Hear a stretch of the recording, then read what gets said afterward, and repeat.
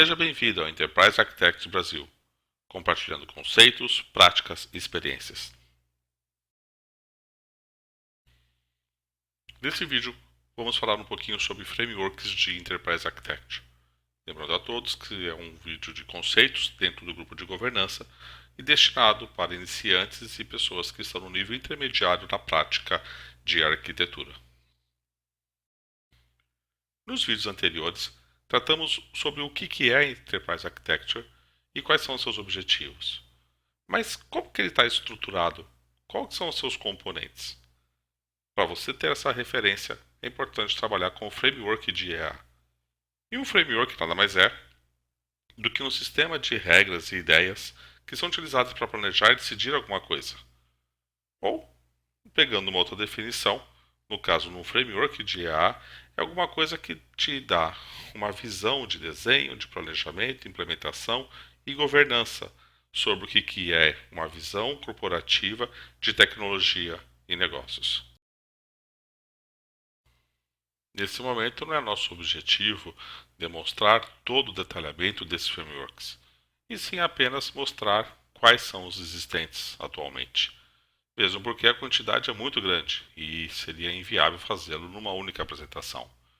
Contudo, é importante observar que existem alguns que foram feitos por órgãos de defesa de alguns países, sendo os mais importantes o DODAF, que é um framework de arquitetura do Departamento de Defesa dos Estados Unidos, e o MODAF, que é um framework de arquitetura do Ministério de Defesa da Grã-Bretanha, que tinha por objetivo garantir a execução de seus projetos estratégicos.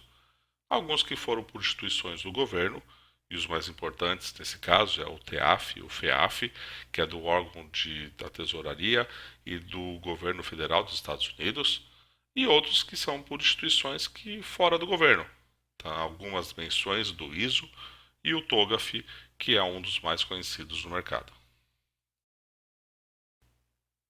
Ainda compondo a lista, existem alguns frameworks que são open sources e alguns outros que são proprietários, dando como ênfase nesse caso o Gartner, IBM, o PAF, que é o Pragmatic Enterprise Architecture Framework, o DSAP e o do próprio Zachman, que foi um dos primeiros a serem criados.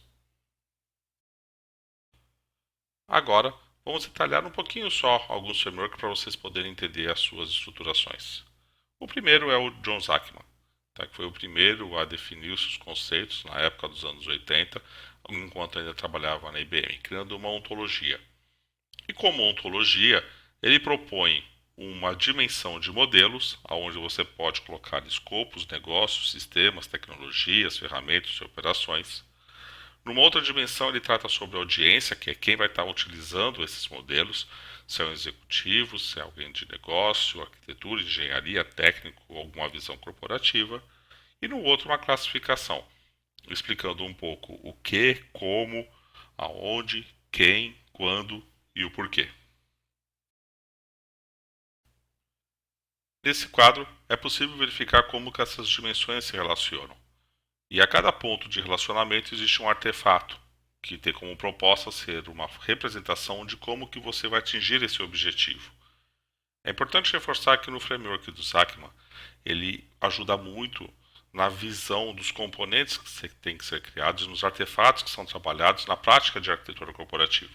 Ele não trata muito na questão de governança de arquitetura, mas, vou lembrando, foi um dos primeiros a serem criados. Um outro framework é o TOGAF, que é controlado por um consórcio chamado Open Group.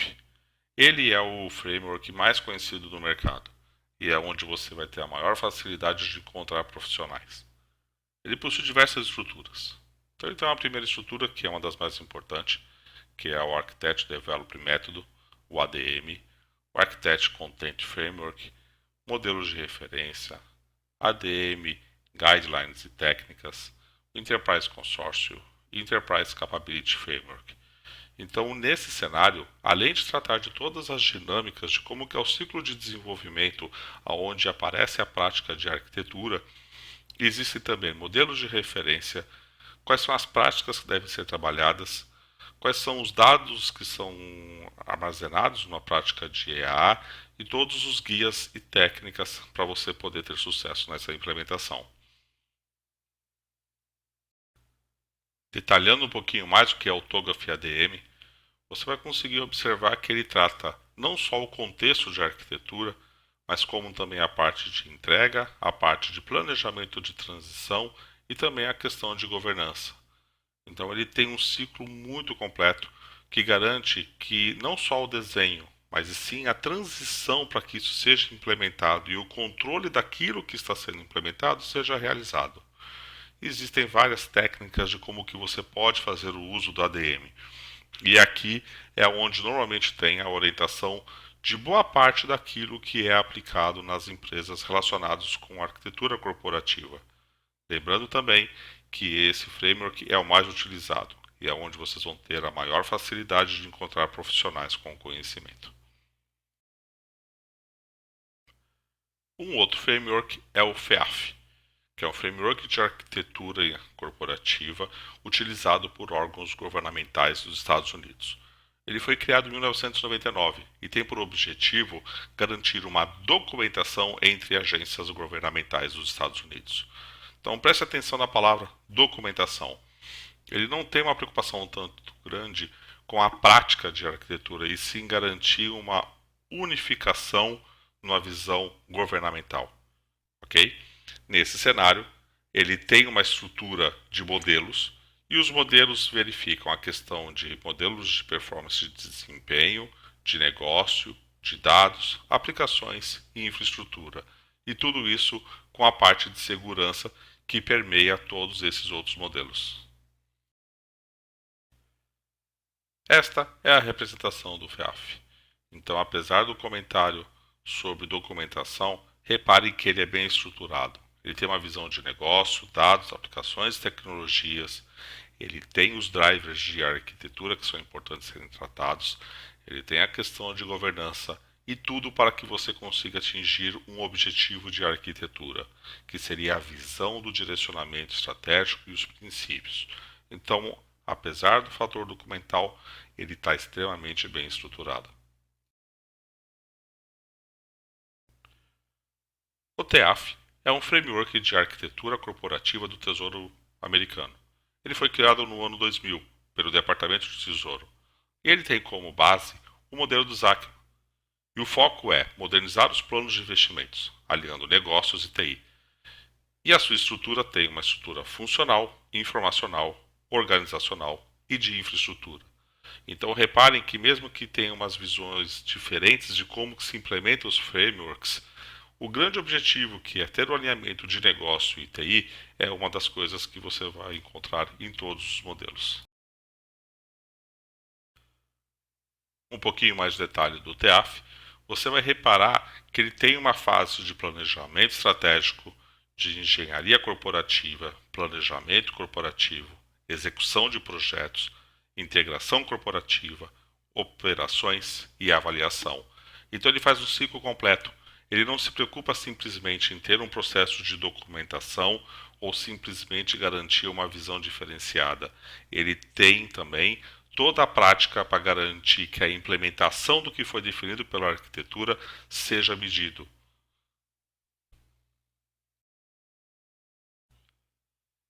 Depois de olhar 4 desses frameworks, de uma lista muito maior do que existe atualmente, fica uma pergunta: qual framework eu devo utilizar? Ou o que eu devo considerar na hora de escolher algum framework para ter como referência? Aqui nós preparamos uma pequena lista para poder ajudá-los nessa escolha. O primeiro ponto é o nível de utilização e referência. Você tem que escolher um framework que seja fácil de você localizar as suas informações e ter referências de mercado. Outras pessoas que utilizaram, outras empresas, onde fica muito claro o resultado que elas tiveram. Um outro ponto são profissionais capacitados, porque a prática de arquitetura corporativa necessita desses profissionais. E é muito difícil no mercado brasileiro você encontrar profissionais com esse nível de capacitação.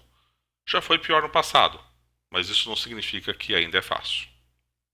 Um outro ponto é verificar se você quer um modelo de framework aberto ou fechado. Então isso vai depender muito de como que a sua empresa tem interação com fornecedores. Por exemplo, existe um framework do Gartner, que ele é muito bom, principalmente na parte de negócios. Só que ele é proprietário.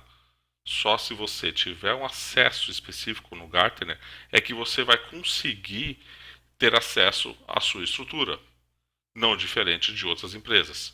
Em modelos abertos, como o do próprio Open Group, você tem uma flexibilidade maior. Um outro ponto é a abrangência dos domínios de arquitetura, além da abrangência dos processos de arquitetura.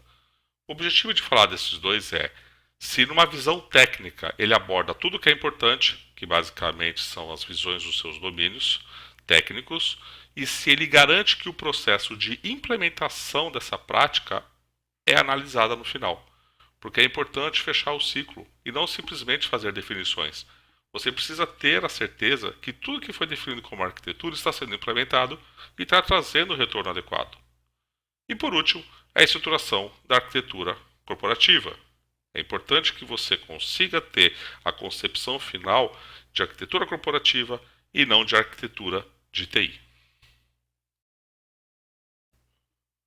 Um outro ponto que também é importante destacar em relação aos frameworks. O que eles têm em comum? Domínios. Então, independentemente de sua estruturação, e às vezes com nomes que têm uma sutileza de diferença, o que você vai reparar é que todos eles têm um domínio de negócios ou questões funcionais, um domínio de dados ou de informações, e não é aqui o objetivo falar qual é a diferença entre dados e informações, um outro que fala sobre sistemas ou aplicações, e um outro falando de tecnologias. Esses domínios técnicos são importantes, porque ele mostra numa ponta a parte de negócios e numa outra ponta a parte de tecnologias, reforçando o objetivo do que você precisa ter na prática de uma arquitetura corporativa. Mas dos frameworks em geral, qual deles é o melhor? A resposta é bem simples. Podem ser todos ou nenhum ao mesmo tempo.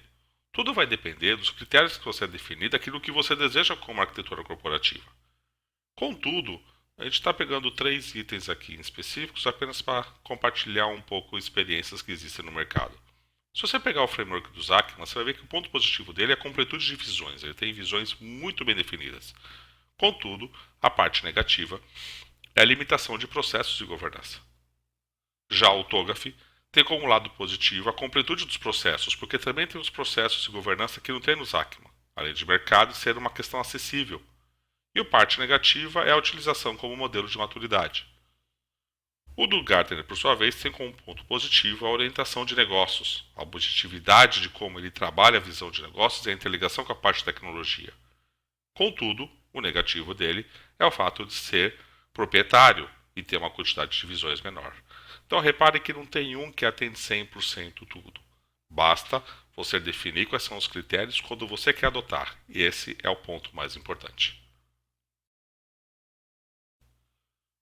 O objetivo desse vídeo foi demonstrarmos um pouco os frameworks de Enterprise Architecture que existem no mercado atualmente. Temos como plano fazer alguns vídeos específicos de um ou outro explicando com maior detalhe. Por isso, aguardem novas interações. Muito obrigado.